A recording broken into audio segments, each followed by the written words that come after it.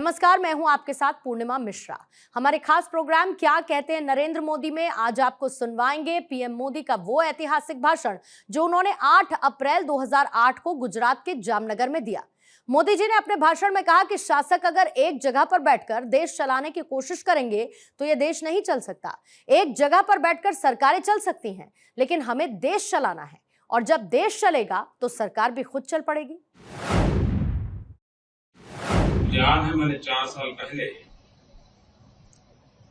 प्रवासी भारतीय दिवस के समय विश्व भर से आए हुए गुजरातियों को, हिंदुस्तानियों के सामने एक फिल्म प्रस्तुत की थी, गुजरात अनलिमिटेड।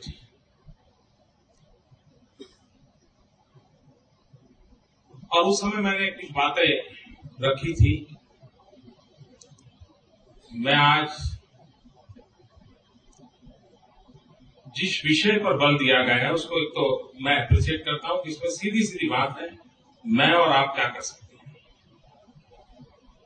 एक बार महात्मा गांधी को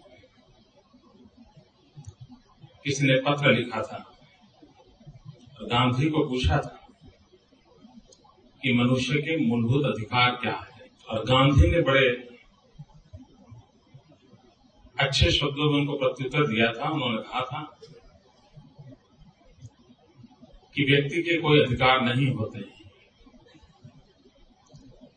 व्यक्ति के सिर्फ कर्तव्य होते हैं, और अगर व्यक्ति अपने कर्तव्यों का पालन करे तो दूसरे के अधिकारों की अपने आप रक्षा हो जाती है। मैं समझता हूं इसी एक फिलोसॉफी को लेकर के हम अगर आगे चलते हैं, हम अपने कर्तव्यों को पालन करें, तो यह देश इतना सामर्थ्यवान है, इतनी विविधताओं से भरा हुआ है, इतनी संपत्ति से भरा हुआ है, और 200 करोड़ भुजाओं वाला देश दुनिया को क्या कुछ नहीं दे सकता है। लेकिन ये विश्वास कैसे पैदा हो, ये विश्वास कैसे जताया जाए, और तब जाकर के मुझे लगता है कि हमारे देश के आजादी के आंदोलन की तरफ हम नजर करें, हम देखेंगे कि इतिहास के अंदर बहुत से लोगों ने देश की आजादी के लिए बहुत कोशिशें की, अपना जीवन खपा दिया, फांसी पे लटक गए, जिंदगी जेल में गुजार दी, परिवारों को तबाह कर दिया। देश आजाद करने के लिए अंडमान निकोबार की जेल में जिंदगी खपा चुकी। लेकिन इन सारे प्रयासों के बावजूद भी आजादी का माहौल पैदा नहीं हुआ। आजादी की इस इच्छा को जन आंदोलन में परिवर्तित कर दिया। जो छूट फूट प्रयास कभी इधर होते थे, कभी उधर होते थे, कहीं यहां कोशिश होती, तो उन्होंने एक जन आंदोलन में परिवर्तित कर दिया, और उन्होंने हिंदुस्तान के एक सामान्य व्यक्ति को भी इस जगह पे लाके खड़ा कर दिया कि तुम अगर सफाई का काम करते हो तो भी तुम आजादी के सैनिक, तुम अगर किसी रक्तपीतिया की सेवा कर रहे हो, लेप्रेसी के हॉस्पिटल में जाके काम करते हो, तो भी तुम आजादी के आंदोलन में शरीक, तुम अगर चरखा लेकर के रुई काटते हो तब भी तुम आजादी के आंदोलन के हिस्से हो। और इस प्रकार से उन्होंने आजादी के आंदोलन को उन छोटे छोटे स्वरूपों में बदल दिया, और जिसका क्यूमुलेटिव इफेक्ट ऐसा हो गया कि पूरा देश आजादी के आंदोलन के साथ जुड़ गया, और अंग्रेजों के लिए यहां से जाने के बिना कोई चारा नहीं था। जिस मनोभूमिका के साथ महात्मा गांधी ने जन आंदोलन आजादी के लिए खड़ा किया था, मुझे लगता है समय की मांग है। अगर हम कहते हैं कि 21वीं सदी हिंदुस्तान की सदी है, अगर हम कहते हैं कि हिंदुस्तान का भविष्य उज्जवल है, तो समय की ये मांग है कि हम जल्द से जल्द विकास को जन आंदोलन में परिवर्तित करें। डेवलपमेंट एक मूवमेंट बननी चाहिए। अगर विकास एक जन आंदोलन बनता है, हर व्यक्ति को लगता है कि हाँ, मेरे देश को आगे ले जाना है। अगर इस जन आंदोलन में सबको हम शरीक कर सकें, तो हमारा ये जनबल, हमारी ये सांस्कृतिक विरासत,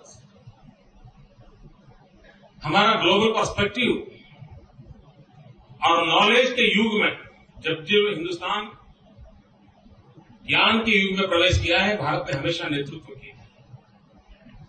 ये ज्ञान का युग है, उस नेतृत्व की संभावना है और इसलिए आवश्यकता ये है कि हम विकास को छुटपुट प्रयासों के बजाय एक जन आंदोलन में परिवर्तित कैसे करें और देश की लीडरशिप के सामने, देश के ओपिनियन मेकर्स के सामने ये बहुत बड़ा दायित्व है कि हम विकास में सामान्य मानवी को कैसे जोड़ें।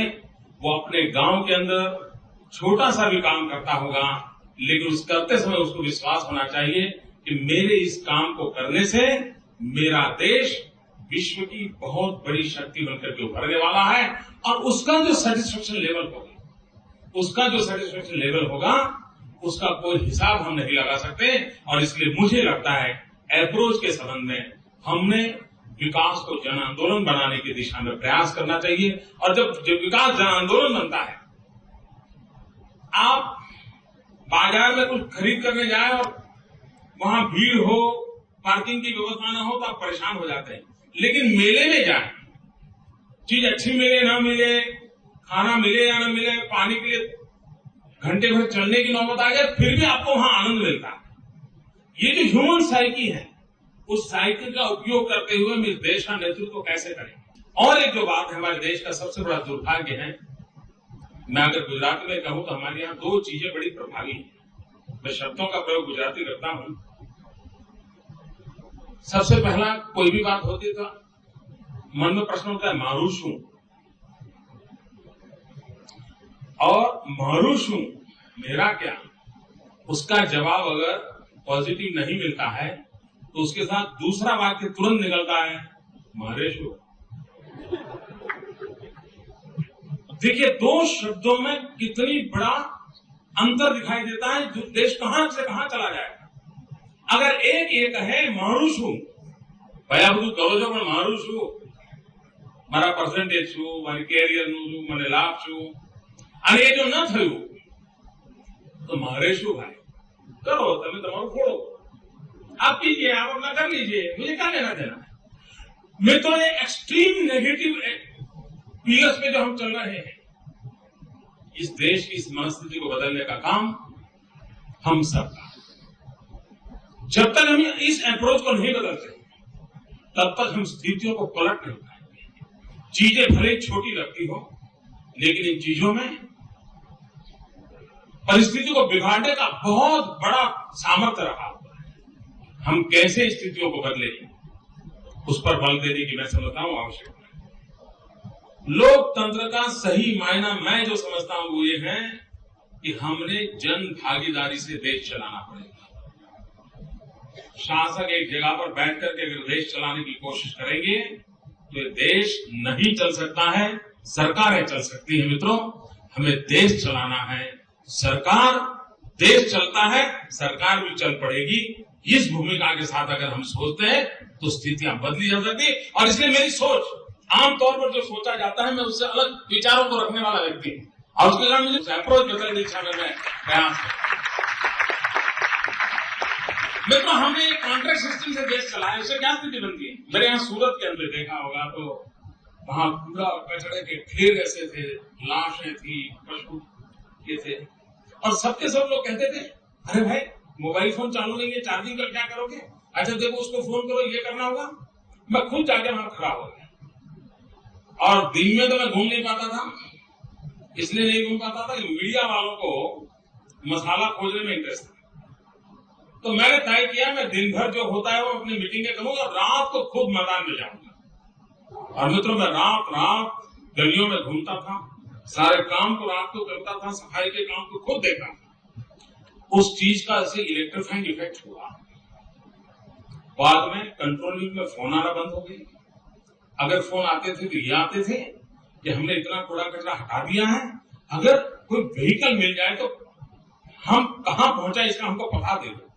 और लोकतंत्र का सामर्थ्य यही है, जन भागीदारी। मित्रों, गुजरात एक ऐसा राज्य है जहां 10 साल में 7 साल वाटर स्कैर्सिटी के साल रहते हैं। 10 साल में 7 साल वाटर स्कैर्सिटी के कारण क्या हालत हो सकती है आप अंदाज कर सकते हैं।